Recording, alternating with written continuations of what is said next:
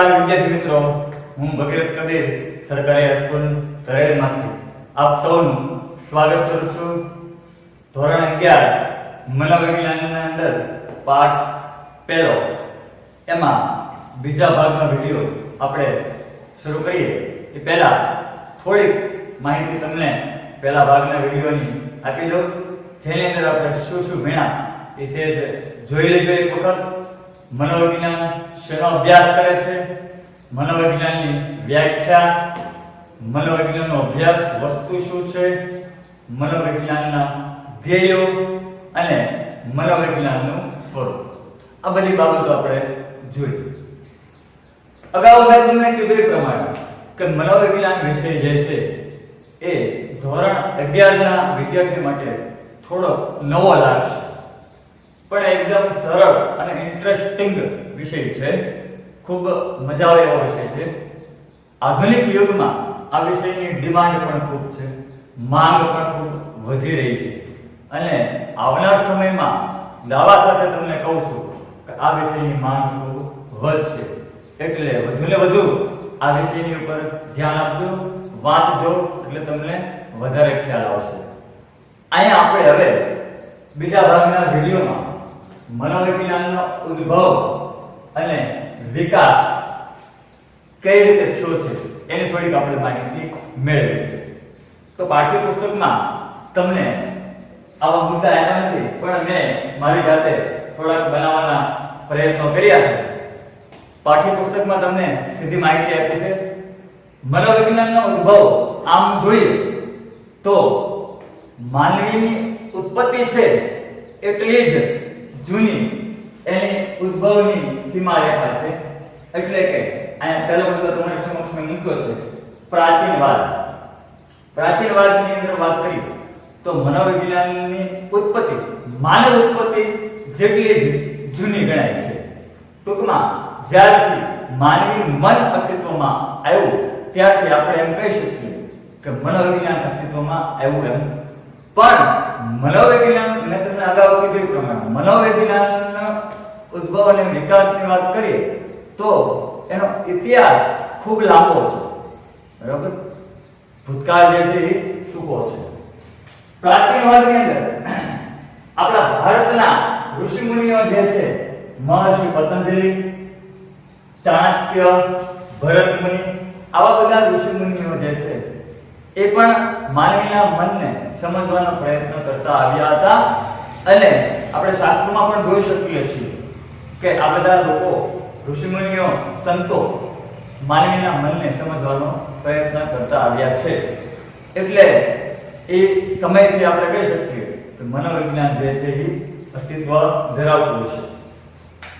Greek અને રોમ જેવા દેશોમાં પણ એરિસ્ટોટલ, પ્લેટો, આવા બધા જે તત્વચિંતકો હતા એમણે પણ મનોવિજ્ઞાનના જે મનની વાત છે એમાં માનવીના મનને સમજવાનો પ્રયત્ન કરેલો છે.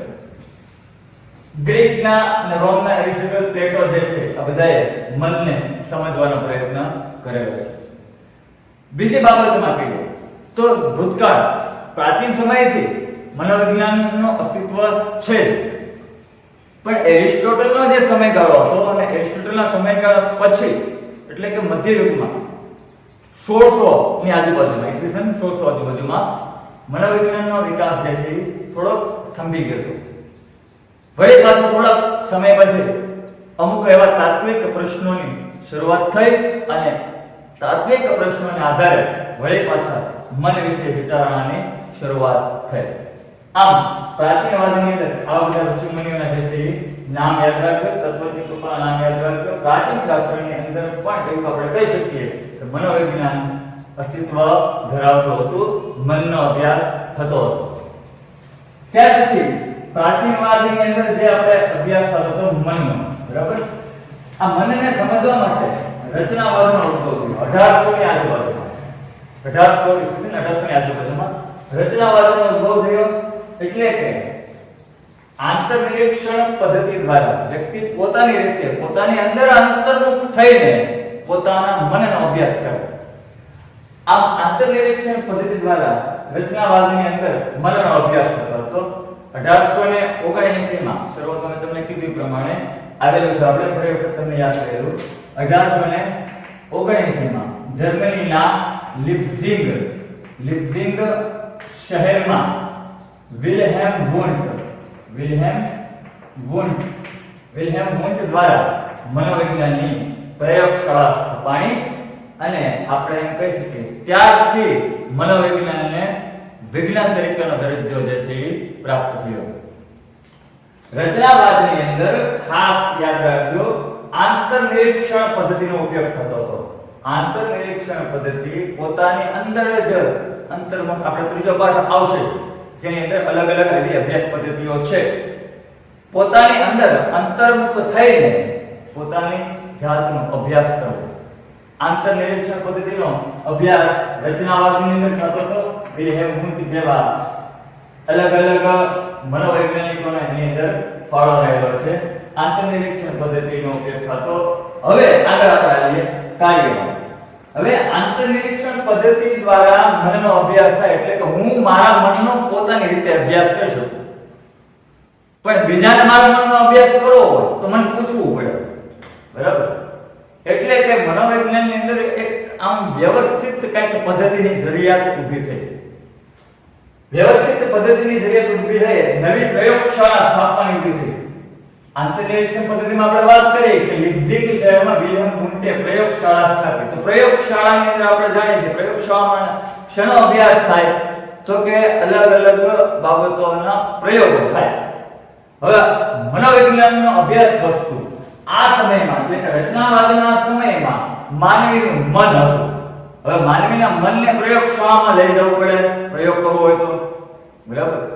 મનને જોઈ શકાતું નથી, એને સ્પર્શી શકાતું નથી, તો એના પર પ્રયોગો કરવા થોડા મુશ્કેલ પડતા હતા. એટલે એક નવી પ્રયોગશાળાની જરૂરિયાત ઊભી થઈ અને વિલિયમ જેમ્સ નામના મનોવૈજ્ઞાનિકે, અમેરિકાનો મનોવૈજ્ઞાનિક છે વિલિયમ જેમ્સ, કેમ્બ્રિજ મેસેચ્યુસેટ્સની અંદર એને એક નવી પ્રયોગશાળા સ્થાપી. આધુનિક પ્રયોગશાળાની સ્થાપના કરી કેમ્બ્રિજ મેસેચ્યુસેટ્સની અંદર. એમાં એને મનની આ એક નવી બાબતનું જોડાણ કે મન અને વાતાવરણ સાથે મનનો અભ્યાસ કરવામાં આવે તો વ્યક્તિના વર્તનને, વ્યક્તિના વ્યક્તિત્વને સારી રીતે સમજી શકાય છે. એટલે વાતાવરણ સાથે વ્યક્તિ કેવી રીતે કાર્ય કરે છે, કાર્યવાહી કેવી રીતે કાર્ય પાર પાડે છે એના આધારે મનને સમજી શકાય છે. એટલે કાર્યવાદની અંદર મનની સાથે વાતાવરણનો પણ અભ્યાસ થવા માંડ્યો. ધીમે ધીમે મનોવિજ્ઞાનના ઉદ્ભવ અને વિકાસની સાથે સાથે એના વિષય વસ્તુમાં મનની સાથે વાતાવરણ સમાવેશ થઈ ગયો. ત્યાર પછી આવે છે સમષ્ટિવાદ. જો ક્રમમાં જ ચાલશે મિત્રો, યાદ રાખજો ખાસ. બરાબર?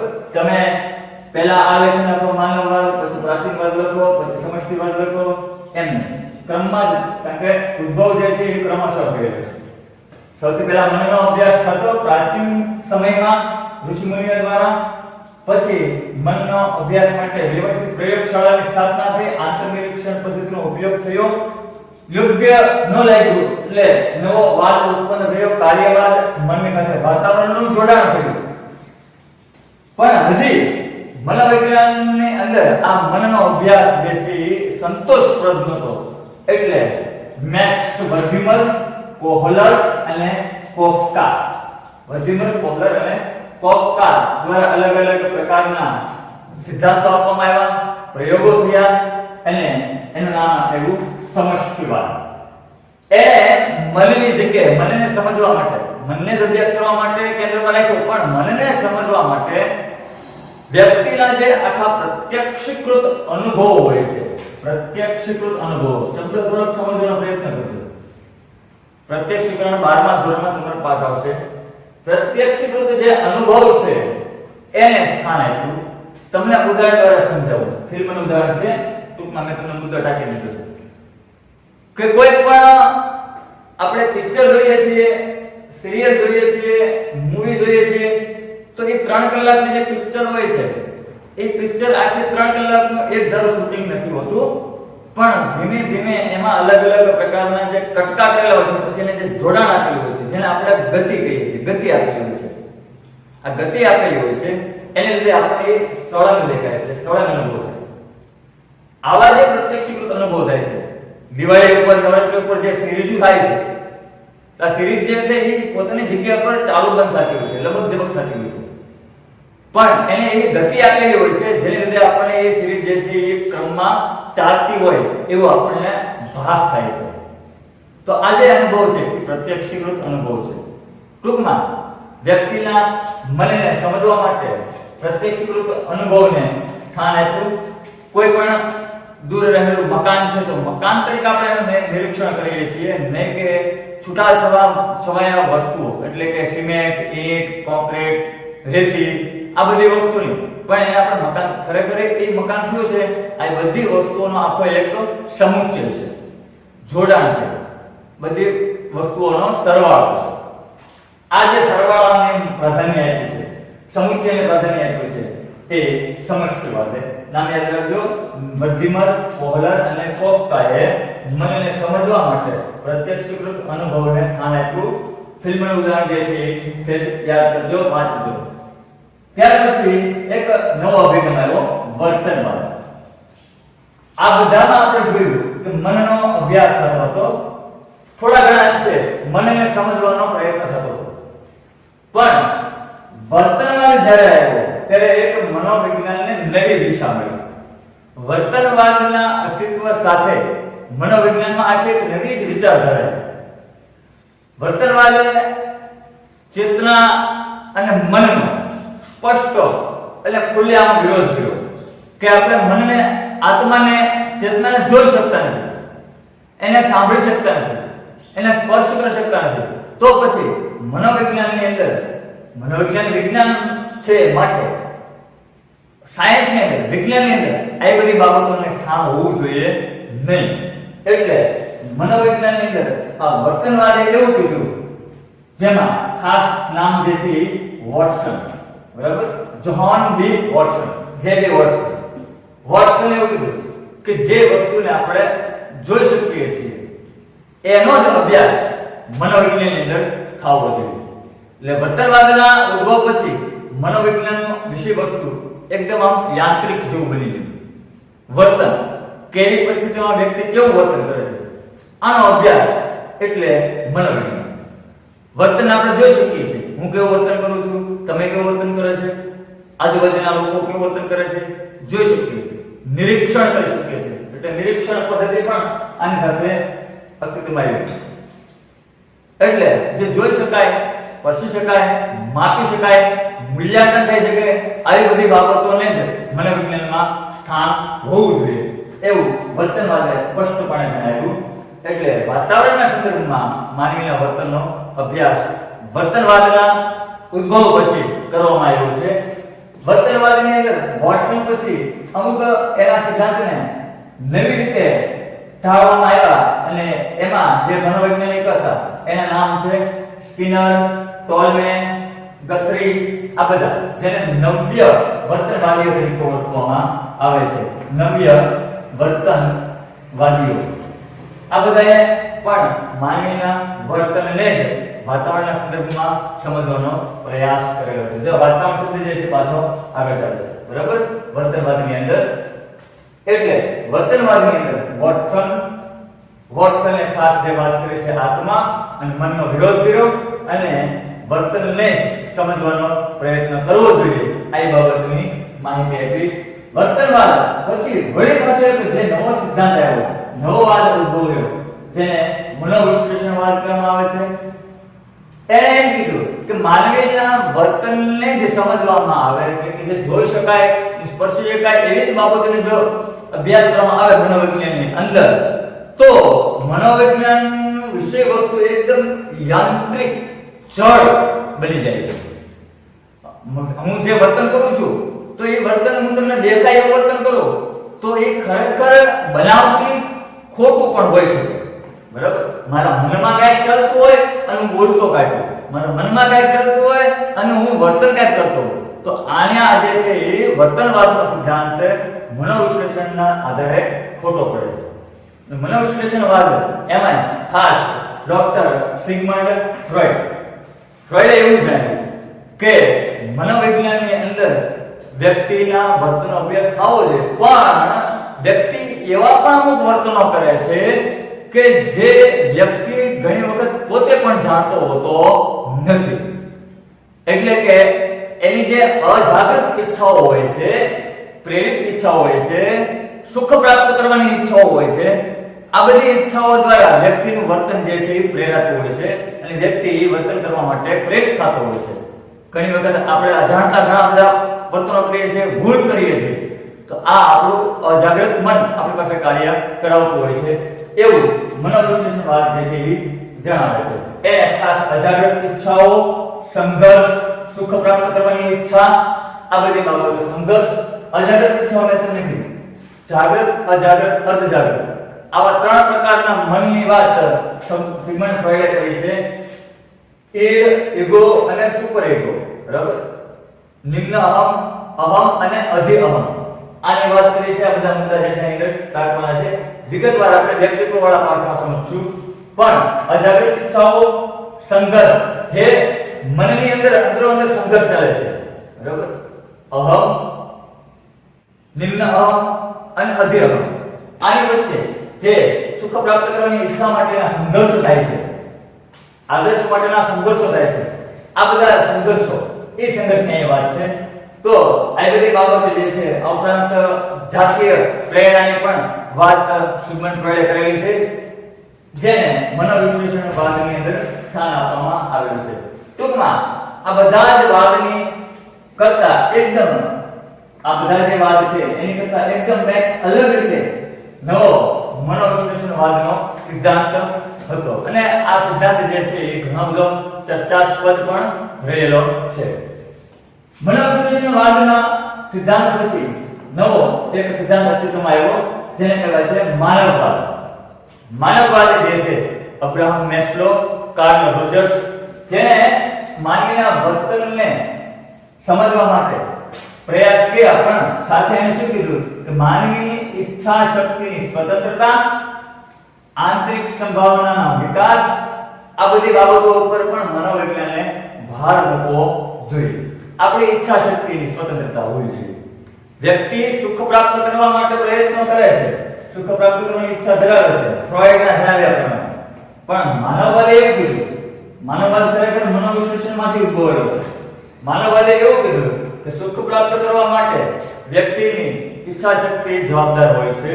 એટલે કે અલગ અલગ ક્રમમાં વ્યક્તિ પોતાની જરૂરિયાતો જે છે એ સંતોષતો હોય છે. તમારું જે પાઠ્યપુસ્તક છે, પાઠ્યપુસ્તકની અંદર છેલ્લે પુઠા ઉપર અબ્રાહમ મેસ્લોનો જે છે એ પિરામિડ આપેલો છે. એમાં અલગ અલગ જરૂરિયાતો જે નીચેથી શરૂ થાય છે અને સ્વ આવિષ્કાર પૂરી થાય છે, આવી જરૂરિયાતોનો આખો એક સિદ્ધાંત આપ્યો છે, જેને પણ આપણે વ્યક્તિત્વ વાળા પાઠમાં જોશું. ટૂંકમાં કહું તો વ્યક્તિ પોતાની શારીરિક જરૂરિયાત સંતોષે પછી જ પોતાની સલામતીની જરૂરિયાત વિશે વિચારી શકે છે, ઈચ્છા ધરાવે છે. પછી સલામતીની જરૂરિયાત સંતોષાય પછી જ આત્મીયતાની જરૂરિયાત સંતોષી શકે છે. આમ ક્રમશઃ જે છે એ આગળ ચાલે છે. એટલે માનવવાદે જે છે એ માનવીની ઈચ્છા શક્તિ, એની સ્વતંત્રતા, આંતરિક જે પોતાની સંભાવનાઓ છે એની શક્તિ, આ બધી બાબતો, એનો વિકાસ, આ બધી બાબતો ઉપર માનવવાદે જે છે ભાર મૂક્યો છે. ટૂંકમાં માનવવાદી અભિગમ માનવવાદે અપનાવ્યો છે. માનવીને સમજવાની સાથે સાથે વર્તનને સમજવું જોઈએ. માનવવાદ પછી છેલ્લો જે એક અભિગમ આવ્યો, જેનું નામ છે બોધાત્મક અભિગમ, બોધાત્મક સિદ્ધાંત.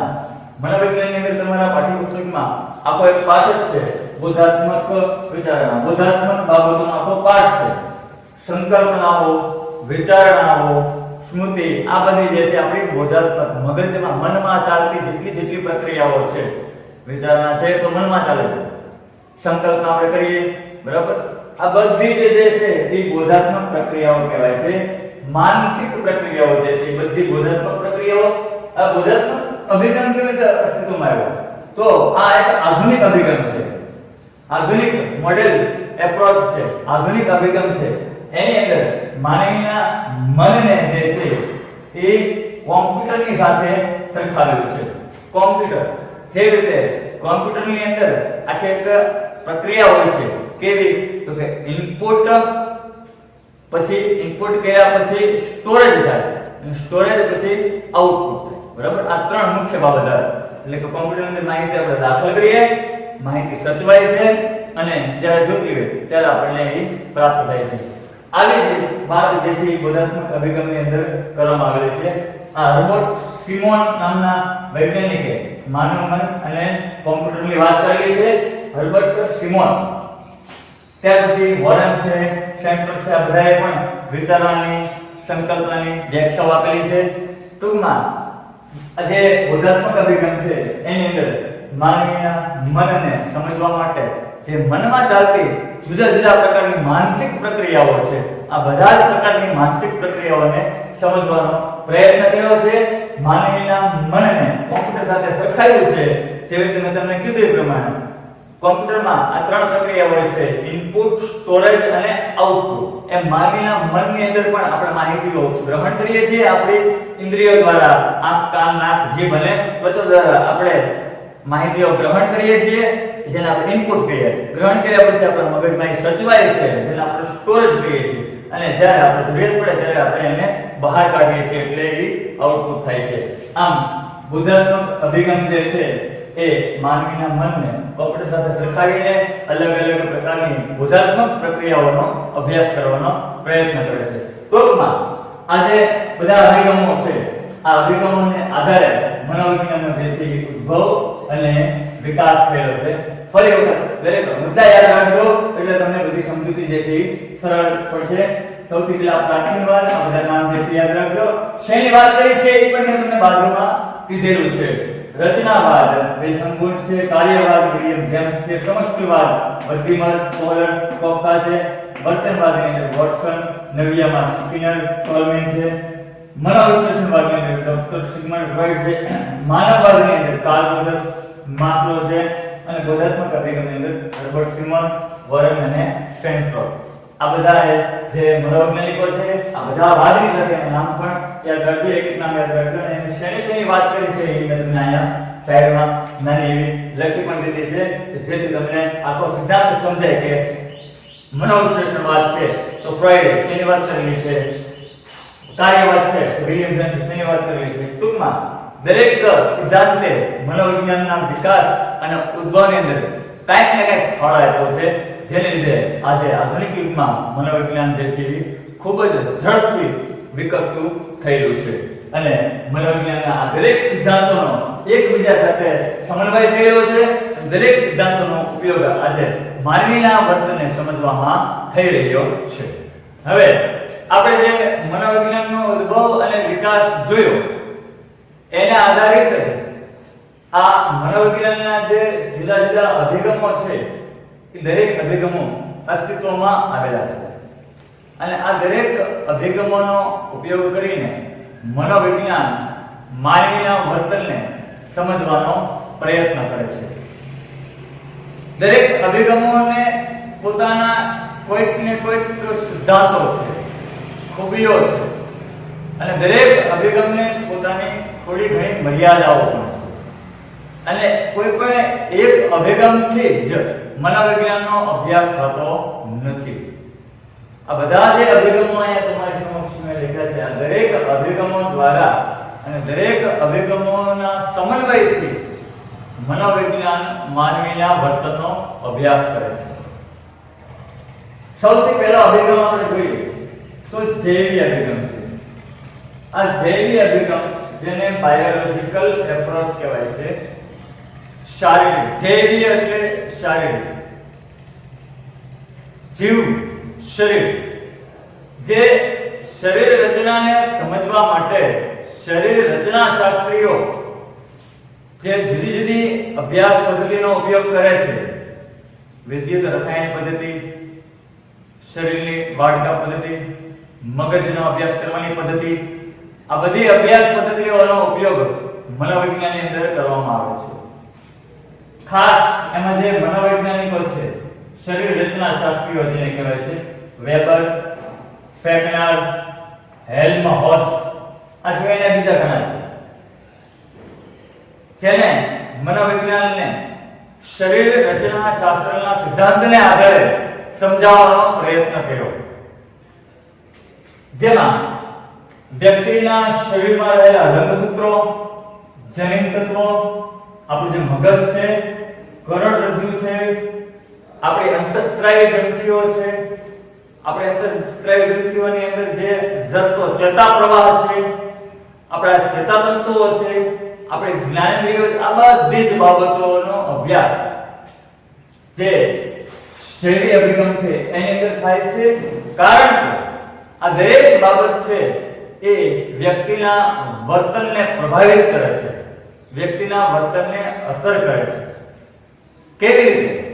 જેમ કે આપણા જે વર્તનો છે એ બે પ્રકારના હોય છે, પ્રગટ વર્તન અને અપ્રગટ વર્તન, જોઈ શકાય એવું વર્તન અને ન જોઈ શકાય એવું વર્તન. તે જોઈ શકાય એવું વર્તન છે, પ્રગટ વર્તન છે. જેમ કે તમે જે જગ્યાએ ઊભા છો ત્યાંથી તમારે પાણી પીવા માટે જવું છે, તમે જે જગ્યાએ બેઠા છો ત્યાંથી તમારે ઊભું થઈને ભોજન લેવું છે, બેસવું છે, ચાલવું છે, દોડવું છે, આ બધી જ ક્રિયાઓ આપણા મગજ દ્વારા, કરોડરજ્જુ દ્વારા નિયંત્રિત થતી હોય છે. જેમ કે આપણે ચાલ્યા જઈએ છીએ, પગમાં કાંટો વાગે છે, તો આ આખી એક જૈવિક પ્રક્રિયા છે. વર્તન તો છે જ. વર્તન કેવી રીતે? તો કે આપણે ચાલ્યા, પગ ઊંચો લઈ લીધો. તો આજે સેકન્ડના અમુક ભાગમાં પ્રક્રિયાઓ ચાલે છે, એની પાછળ આપણા શારીરિક જે બંધારણ છે, આંતર શારીરિક બંધારણ છે એ જવાબદાર હોય છે. આપણા મગજ દ્વારા સંદેશો મળે છે અને પગ આપણે તાત્કાલિક ઊંચો લઈ લઈએ છીએ. સેકન્ડના અમુક ભાગમાં આ પ્રતિક્રિયાઓ થતી હોય છે. મનોવિજ્ઞાનની અંદર આ જૈવિક અભિગમના આ જે બધા જે સિદ્ધાંતો છે, આપણે આખો પાઠ છે જૈવિક અભિગમ વાળો, જેની અંદર આખા શરીરનું બંધારણ જે છે સમજાવવાનો પ્રયત્ન કર્યો છે, અને શરીરના બંધારણ દ્વારા આપણું મગજ જે છે, આપણું વર્તન જે છે એ કેવી રીતે થાય છે એ નક્કી થતું હોય છે. એટલે જૈવિક અભિગમ છે એ માનવીના વર્તનને સમજવા માટે ખૂબ ઉપયોગી છે. બીજી બાબત કે આ જૈવિક અભિગમની અમુક મર્યાદાઓ પણ છે. શા માટે? કે મેં તમને અગાઉ કીધું પ્રમાણે બે પ્રકારના આપણા વર્તન હોય છે, પ્રગટ અને અપ્રગટ. આ જૈવિક અભિગમ છે એ માનવીના વર્તનને સમજવા માટે ખૂબ ઉપયોગી છે, પણ અમુક પ્રકારના એવા અપ્રગટ વર્તનો છે કે જેને જૈવિક અભિગમ સમજાવી શકતો નથી, કારણ કે માનવીનું વર્તન ખૂબ જટિલ છે. માનવી પોતે ખૂબ જટિલ છે. માનવી બહુ અઘરો છે, ક્યારેક એવું વર્તન કરે કાંઈ નક્કી. એટલે એની અમુક મર્યાદાઓ છે કે જે અમુક પ્રકારના વર્તનને જેવી અભિગમ સમજાવી શકતો નથી. એમાં ખાસ કરીને જે અપ્રગટ વર્તનો છે, જે ન જોઈ શકાય એવા વર્તનો જે વ્યક્તિ કરે છે, જેમ કે શું વિચારે છે, શું સંકલ્પનાઓ બાંધે છે, શું યાદ રાખે છે. પણ પ્રગટ વર્તનો દરેક પ્રકારના જે છે એની સમજૂતી જૈવિક અભિગમ દ્વારા આપી શકીએ છીએ. એટલે આવી એની મર્યાદાઓ પણ છે. ત્યાર પછી બીજો અભિગમ છે એ વાર્તનિક અભિગમ. અગાઉ આપણે ચર્ચા કરી એ પ્રમાણે વાર્તનિક અભિગમ જે છે એ જેરી વોટસન, જેને આત્મા અને મનનો સ્પષ્ટપણે વિરોધ કર્યો અને ચોખ્ખા શબ્દમાં કીધું કે મનોવિજ્ઞાનની અંદર જે જોઈ શકાય, જેનું મૂલ્યાંકન થઈ શકે એવી જ બાબતોનો અભ્યાસ થવો જોઈએ. એટલે કે મન અને આત્માનું ક્યાંય મનોવિજ્ઞાનની અંદર સ્થાન હોવું જોઈએ નહીં. આંતરનિરીક્ષણ પદ્ધતિનો પણ એને વિરોધ કર્યો. આ અભિગમ જે છે એનું બીજું નામ છે ઉદ્દીપક પ્રતિક્રિયા અભિગમ. ઉદ્દીપક પ્રતિક્રિયા અભિગમ શા માટે? કારણ કે વર્તનવાદના અભિગમ દ્વારા એવું જાણવા મળ્યું છે કે વર્તન જે જોઈ શકાય અને જેને આપણે માપી શકીએ એવી જ બાબતોનો અભ્યાસ કરવો. એટલે કે જે આપણી સમક્ષ ઉદ્દીપકો આવે છે અને એની સામે આપણે જે પ્રતિક્રિયા કરીએ છીએ આવી જ બાબતોનો અભ્યાસ થવો જોઈએ.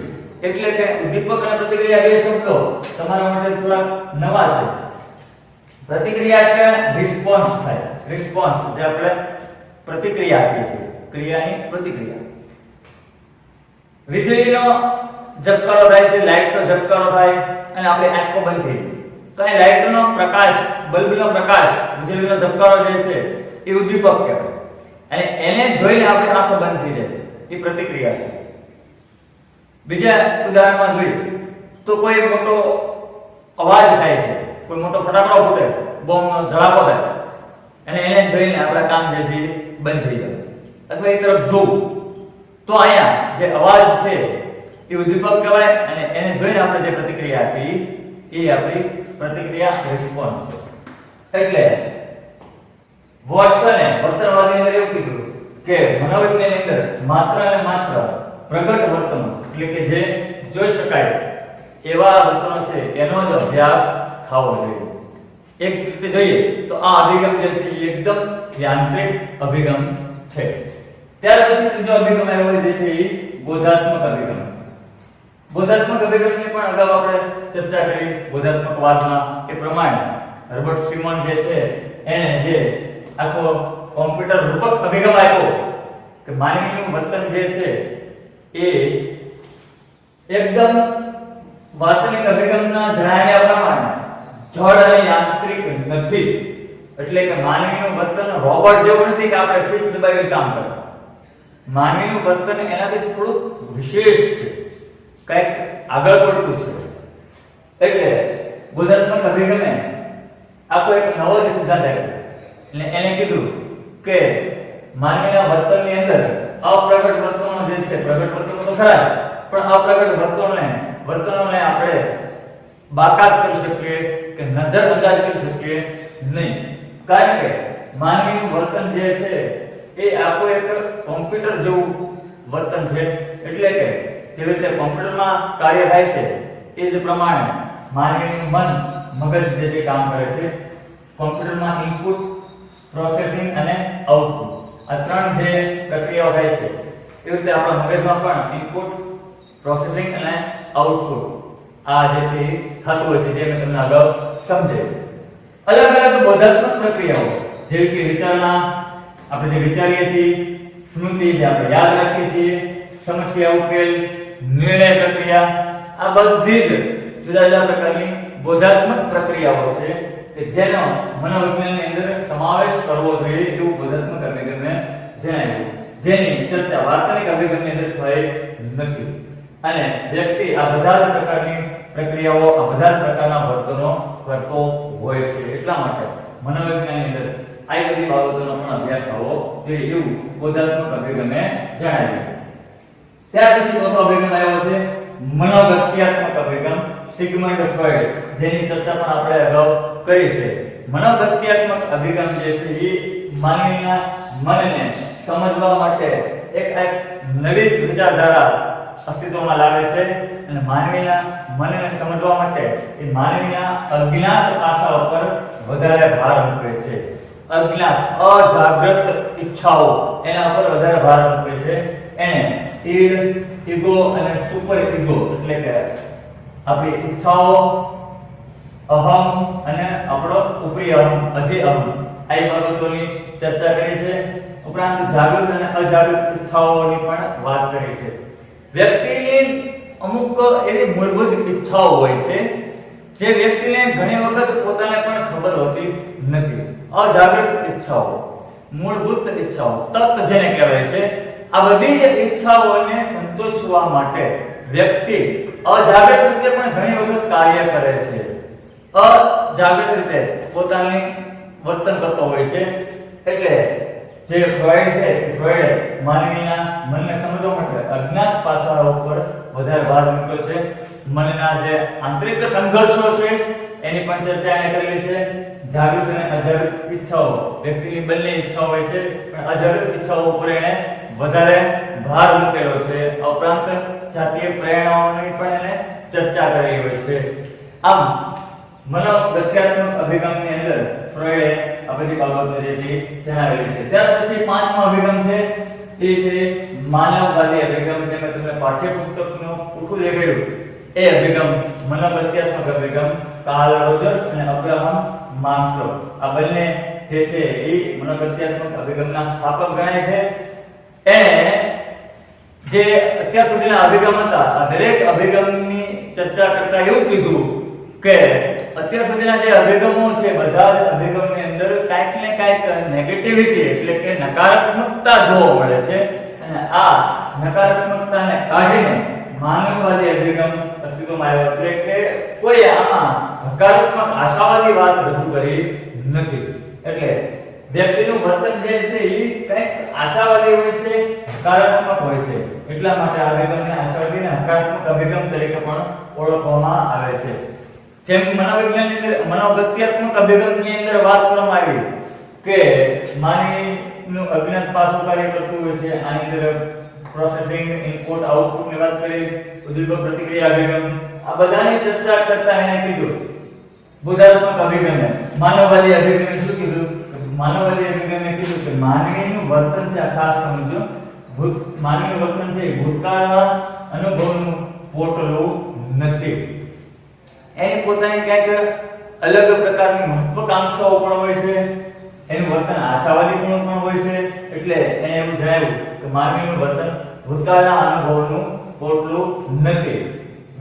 દરેક વ્યક્તિ પોતાની ઈચ્છા અને સ્વતંત્રતા ધરાવતો હોય છે, એટલે કે વ્યક્તિ પોતાની જે જરૂરિયાતો છે આ જરૂરિયાતો પૂરી કરવા માટે એ હંમેશા સ્વતંત્ર હોય છે અને તત્પર પણ હોય છે। એટલે માનવીની ઈચ્છા શક્તિની સ્વતંત્રતા ઉપર આ માનવવાદે ભાર મૂક્યો છે।